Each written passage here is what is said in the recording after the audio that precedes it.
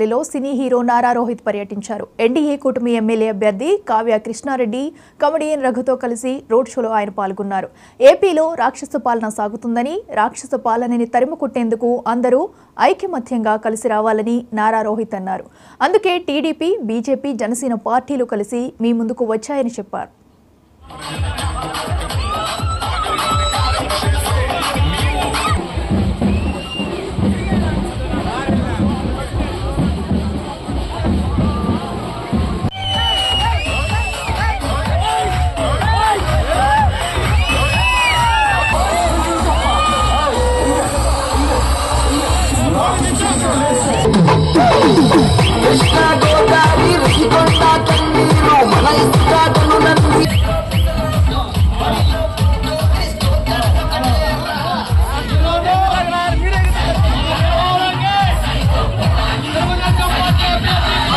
ఈ 5 ఏళ్ళు తెలుగుదేశం పార్టీ కార్యకర్తలు మీ అందరికీ కృష్ణారెడ్డి గారు అండగా ఉంటారు.